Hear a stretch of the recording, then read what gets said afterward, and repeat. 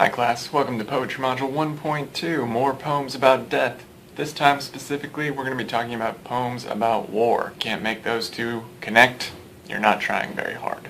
As we talked about in our last section, we're also looking at the psychological approach to literature, in which we isolate the id, ego, and superego as we read, trying to ascertain what are the primal instincts that drive our characters, what are the societal pressures that force our speakers to think certain things, what is the ego, what is the resolution of the two within the self. So war poetry and war as a subject of literature is interesting because it has great symbolic potential. War can represent two sides that are in conflict, particularly two ideologically symbolic sides in conflict with each other. Obviously, there's a lot of death that takes place in war, and death in war can be honorable, but it can also be terrifying and sad and anonymous, and this is something that's perhaps more indicative of modern war literature than it is of earlier, more romantic era war literature. War represents a masculine way of resolving conflict. It's generally historically men versus men in conflict led by other men shouting manly things at one another, I guess. It's all about power. This is sort of stereotypical, suggesting that the masculine method of resolving conflict is to try to dominate one another while the feminine might be more collaborative. There's also a lot of phallic imagery that's involved in warfare. You're talking guns, tanks, rockets, swords, bayonets, missiles, all sorts of things that provoke a certain image. And of course, war is, above all, a reminder of our tenuous mortality. We can die quickly, we can die suddenly, we can die in pursuit of greater goods, or in pursuit of misdeeds that we thought were greater goods. We're going to be looking at much more modern war poetry for the most part, and we're going to be looking at poets who are sort of cynical about the nature of war. We're also going to be, of course, looking at the way they wrote those poems. For this module, we're going to be focused on word choice, or diction. Diction is a technique that's probably overly written about on AP tests, mostly because it's always there. With diction, we're going to start with the idea of denotation. This is the dictionary definition of a word. It is what the word means on its surface, no subtext, no underlying meaning.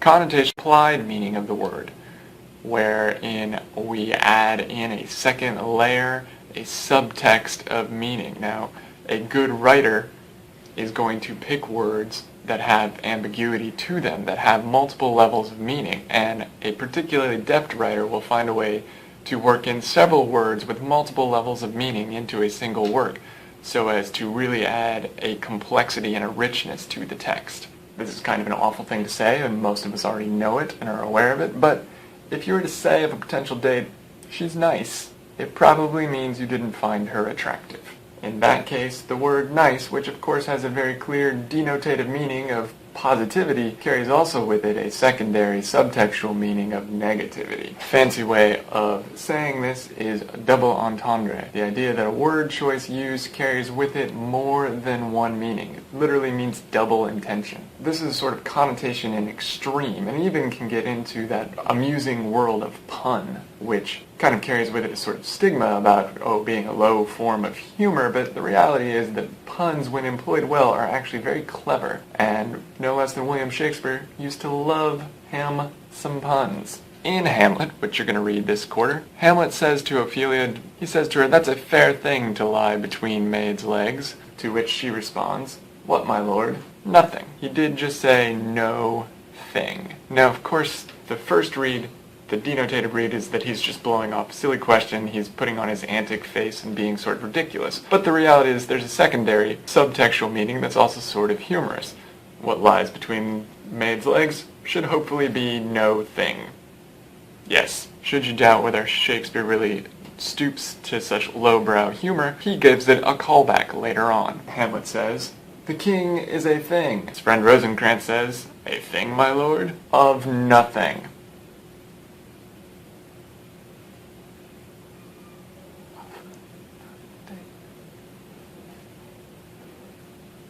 It's vitally important to understand about diction that diction just means the choice of words. All writing contains a choice of words. Please don't ever, ever, ever say that the writer uses diction. That's to say that the writer has used words. Which, yeah.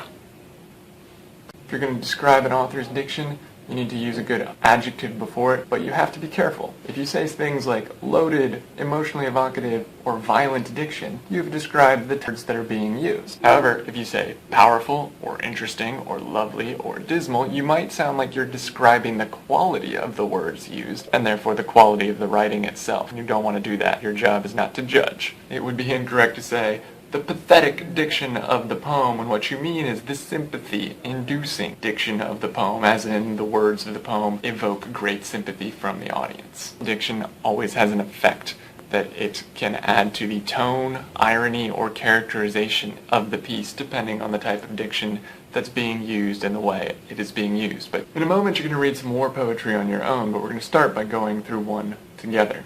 That poem is Dulce et decorum est, which is Latin, and I've probably just butchered, and it translates to how sweet and becoming it is. This is the first half of an old Latin proverb. That proverb finishes pro patria mori, which means to die for one's country. You have the textbook in front of you. Please flip to page 661 and read along with me. Bent double like old beggars under sacks, knock-kneed, coughing like hags, we cursed through sludge, till on the haunting flares we turned our backs and towards our distant rest began to trudge. Men marched asleep. Many had lost their boots, but limped on bloodshod. All went lame, all blind, drunk with fatigue, deaf even to the hoots of gas shells softly behind. Gas, gas. Quick, boys. An ecstasy of fumbling, fitting the clumsy helmets just in time, but someone was still yelling out and stumbling and floundering like a man in fire or lime. Dim through the misty panes and thick green light, as under a green sea I saw him drowning. In all my dreams, before my helpless sight, he plunges at me, guttering, choking, drowning. If in some smothering dreams you too could pace behind the wagon that we flung him in, and watch the white eyes writhing in his face, his hanging face, like a devil sick of sin, if you could hear at every jolt the blood come gargling from the froth-corrupted lungs, bitter as the cud of vile, incurable sores on innocent tongues, my friend, you would not tell with such high zest to children ardent for some desperate glory the old lie, dulce et decorum est pro patria mori. Take a minute and run through the 4 questions that I'm going to put on the screen here on your own to come up with your own answers before I talk to you about them. First of all, we're going to talk about the word choices. Particularly in the first stanza, we have a depiction of soldiers as something slightly less than the normal heroic. Wilfred Owen describes the men as lame, drunk with fatigue, blind, and deaf. None of these are words that we would generally associate with the heroism we expect of our soldiers, or we expect to see our soldiers depicted as. Instead, they depict people who are tired, who are beaten, who are worn down, and they're not engaged in heroic acts, but they're simply engaged in the act of survival. In the second stanza, the stanza in which the gas drops on the soldiers, we see the soldiers in action, but the verb choices now, again, are something less than heroic. They're fumbling and floundering. In the end, one man isn't fast enough, and he fails to get his gas mask on in time and succumbs to the poison gas that surrounds him. The fourth and final stanza carries some of the most evocative imagery in the entire poem, and the word choices here are again striking and powerful and unexpected. We see a dead soldier now, a soldier who we would expect to be venerated and honored, having fallen in combat, but the word choices here are again very frightening and haunting. The white eyes writhing in his face, his hanging face like a devil's sick of sin. The blood come gargling from the froth-corrupted lungs, bitter as the cud of vile, incurable sores. It's particularly the words vile, froth, corrupt, writhing that depict the suffering and pain of the death rather than the heroism of it. And this is probably Wilfred Owen's intent. He takes any sort of majesty or heroism away from the death and instead focuses on the human aspect, that this is what happens to the body when treated with poison. This is what happens to soldiers who are at war. In the end, we'd have to look at this poem as being hyper-realistic and also very negative in its portrayal of war. This becomes more striking when we find a little bit out about Wilfred Owen. He was of the tradition of trench poets.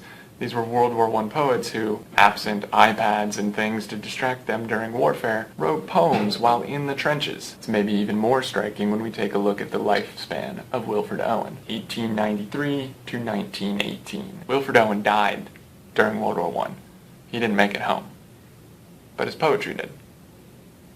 You're going to go on to read 3 more poems for me. War is Kind, Naming of Parts, and The Death of the Ball Turret Gunner. For each of these poems, I want you to write a 1-paragraph analysis in which you identify 2 things of importance. First of all, you're going to find 1 figurative device, a simile, metaphor, any of the techniques we talked about in Module 1.1. The second thing you're going to do is identify a provocative or interesting word choice used by the poet that contributes to the theme. I don't want to give away the game, but all 3 of these poems are fairly negative towards war. If in some way you can present to us a theme that says war is not kind, you're probably on the right track. Good luck.